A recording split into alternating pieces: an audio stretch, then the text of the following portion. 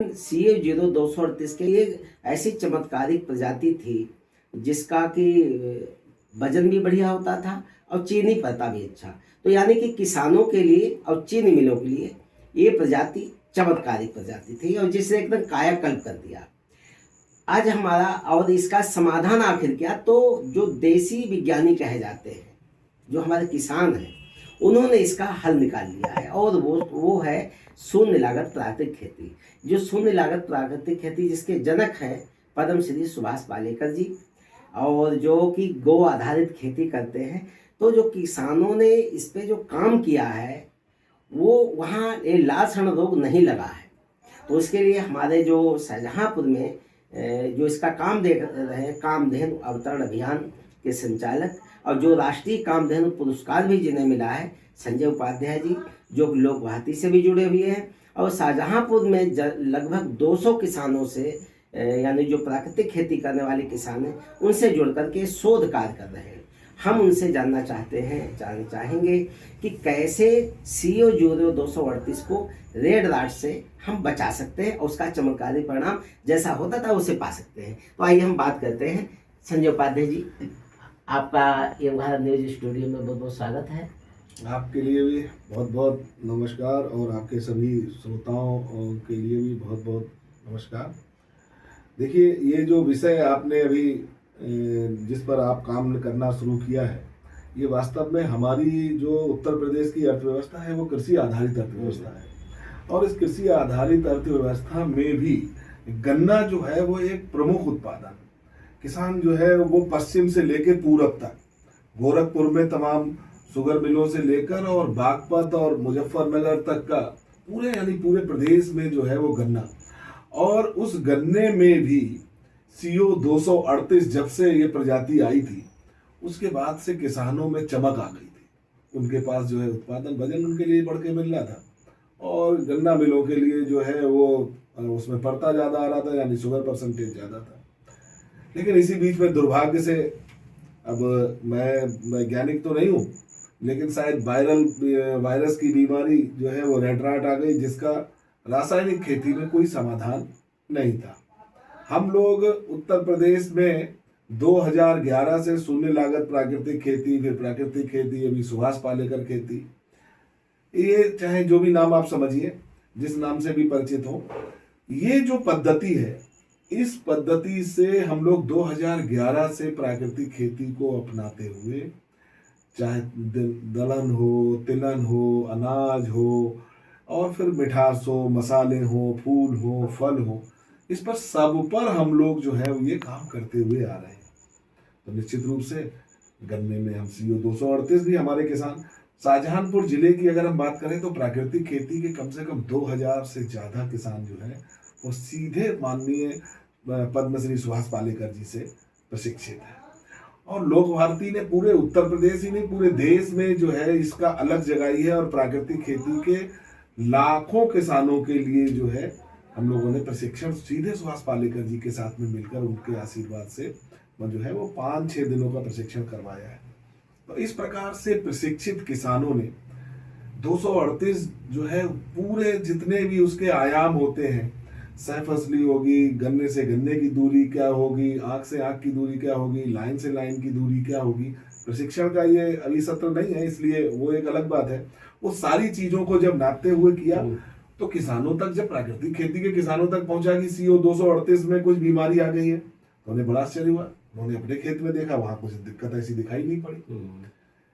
इसी दौरान 2014 में जब शाहजहानपुर में सुभाष पालेकर जी का प्रशिक्षण शिविर हुआ था, तो सौभाग्य से यहाँ पर गन्ना शोध संस्थान जो है उसके 5 वैज्ञानिकों ने अपने स्वयं के लिए जो है 5 दिन की शायद छुट्टी लेकर, मुझे ऐसा ही लग रहा है, या संस्थान ने भेजा होगा, लेकिन कुल मिला के एक 5 वैज्ञानिकों ने प्रशिक्षण दिया था।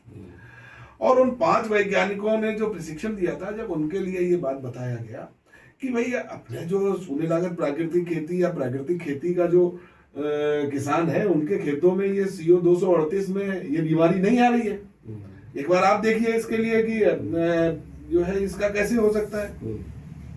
तो 2020 में उस समय डॉक्टर अरुण जी ने कामधेनु अवतरण अभियान के साथ में के उनके नेतृत्व में गन्ना शोध परिषद ने एक एमओयू किया। अच्छा। और उस एमओयू में यह तय हुआ कि कामधेनु अवतरण अभियान जो जितने भी आदान है प्राकृतिक खेती के, जिनमें जीवामृत है, घन जीवामृत है, 10 पर्णी अर्क है, ब्रह्मास्त्र है, नीमास्त्र है, जितने भी आदान है आवश्यकता अनुसार उन सबको जो है वो बताएगा। और दूसरा जो एसओपी है, जो प्रोटोकॉल है प्राकृतिक खेती करने का जो सही तरीका है, वो जो है ठीक तरीके से वो लागू हो, इसमें सहयोग करेगा। हालांकि वहां के भी वैज्ञानिकों ने, जैसा मैंने बताया, प्रशिक्षण प्राप्त किया था, लेकिन फिर भी तो ऐसा। और जो गन्ना शोध संस्थान है वो रेड राट में क्यों नहीं, इसमें प्राकृतिक खेती में रेड राट क्यों नहीं आ रहा है, इस विषय में वो परीक्षण करेंगे।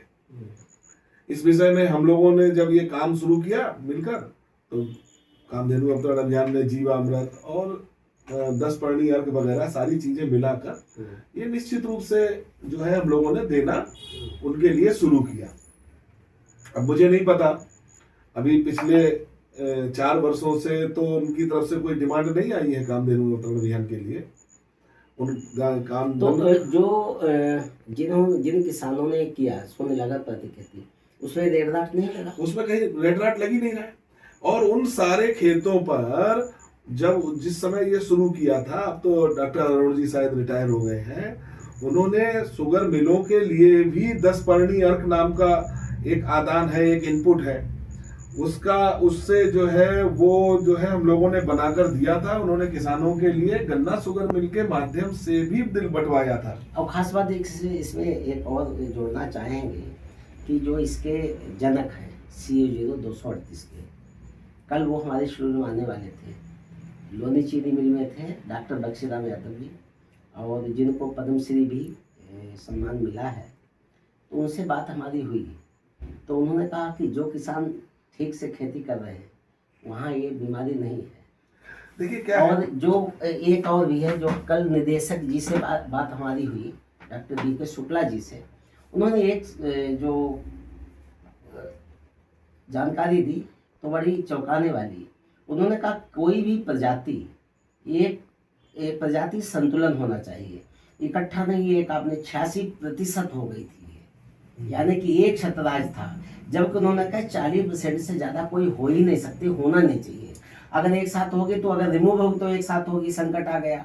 तो कहीं न कहीं जो इसके जिम्मेदार थे उनकी भी लापरवाही रही, शुरुआत से ध्यान नहीं दिया। देखिए यादव जी, ऐसा है कि इसीलिए ये जो प्राकृतिक खेती के सभी आदानों और सभी उपादानों के प्रयोग की बात मैं कर रहा हूँ।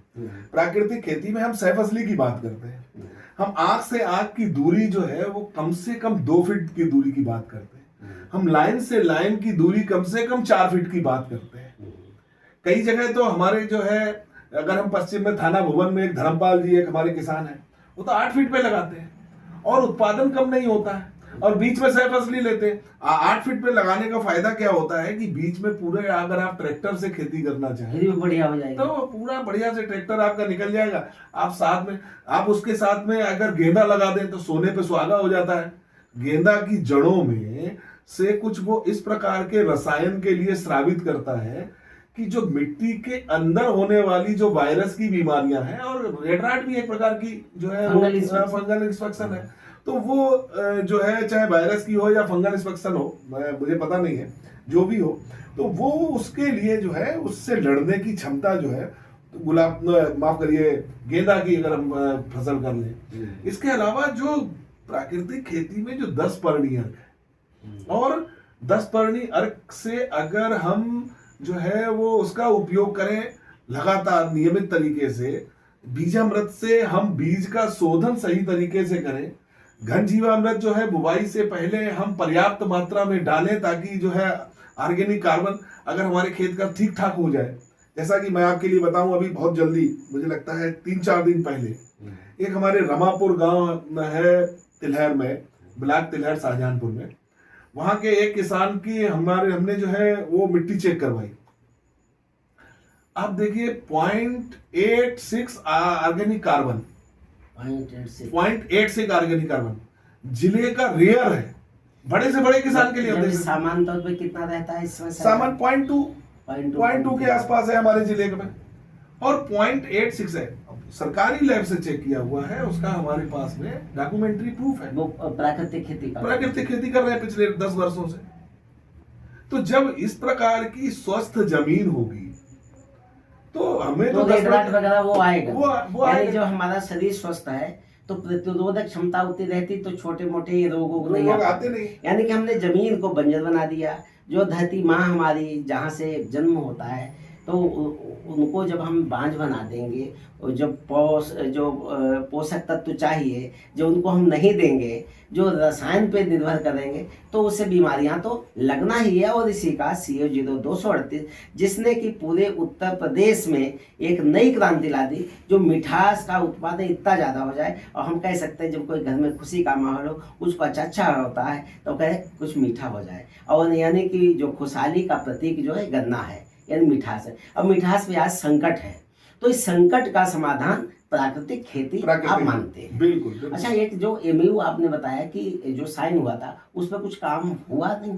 शुरुआत में जैसा मैंने बताया कि 2020 में जो है गन्ना शोध संस्थान ने हमसे जो है आदान लिए थे। मैंने जीवामृत भी बना के उनके लिए दिया था, उनके वहाँ पर कैसे उसका उपयोग होना है, उनके फार्म पर भी गया था। जीवामृत भी 10 परणी भी बना के दिया था, नीमास्त्र भी बना के दिया था, सारी चीज़ें। फिर उन्होंने हमसे गोमूत्र भी लिया था, तो वो भी हमने इकट्ठा करके उनके लिए दिया था। तो शुरुआत में तो हुआ, 1-2-3 बार शायद हुआ होगा। उसके बाद में रुचि नहीं ली। हाँ, फिर मुझे पता नहीं है कि क्या हुआ है, रुचि ली। यानी कि 2020 में जो एक MOU साइन हुआ था उसके बाद में शोध परिषद अपने दायित्व को भूल गया, और उसका परिणाम ये रहा कि लौट के केवल 13,235 जो उनकी पोषा प्रजाति है, और जो उसको अपने शाहजहाँपुर जनपद के जैसे कि दावा किया जा रहा है कि 2600 कुंटल प्रति हेक्टेयर की उपज ली कौशल मिश्रा जी ने, तो निश्चित तौर पे वो वह प्रजाति एक विकल्प रूप में मिली है। लेकिन वजन और चीनी पत्ता का जो संतुलन था 238 का, वो नहीं मिल पा रहा है। तो इसमें अब आगे आपका क्या है प्लान इसमें? देखिए, ऐसा है, वैज्ञानिकों का अपना काम है, उनका अपना काम करने का तरीका है। प्राकृतिक खेती आज भी वैज्ञानिकों के बीच में मान्यता के लिए कई बार जब चुनौती देती है, तो उनके हो सकता है, मैं बड़ी विनम्रता के साथ अपनी बात कह रहा हूँ, कि हो सकता है कि उनके अहंकार पर लगता हो कि मैं वैज्ञानिक हूँ, मैंने इस विषय के लिए नहीं लाके दिया।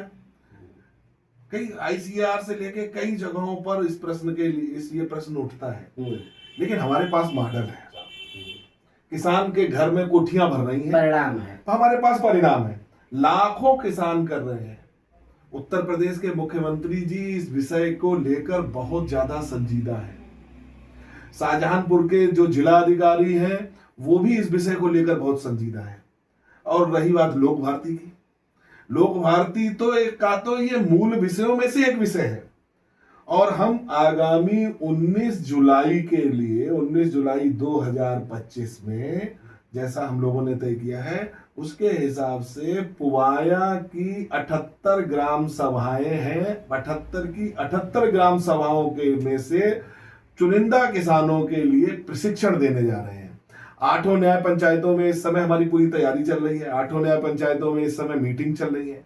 उन मीटिंगों के माध्यम से हम हर किसान तक पहुंच रहे हैं, सूची बन रही है, लगातार काम चल रहा है।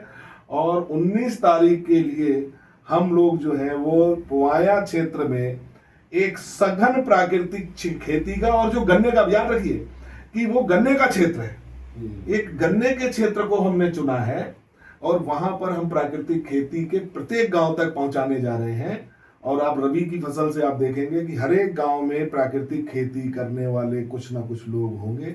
तो आज हमने इस पे प्राकृतिक खेती पे चर्चा की कि जो प्रजाति जो कि सीधे मना की जा रही है, अब शायद 20% उसका रकबा रह गया है, तो अगर इसको कतई हटा देंगे तो एक बड़ा प्रयास के बाद में, यानी 12 साल लगते हैं, 12 साल के प्रयास के बाद एक प्रजाति तैयार होती है, प्रमाणिक तौर पे किसानों के पास आती है। तो 12 साल की जो साधना के बाद जो उत्तर प्रदेश के किसानों को गन्ना किस्म मिली थी, और वो ऐसे ही उसको विदा किया जा रहा है, तो उसको बचाने की जरूरत है। उसका एक ही उपाय है, शून्य लागत प्राकृतिक खेती। आपका बहुत बहुत धन्यवाद, आपने हमें समय दिया।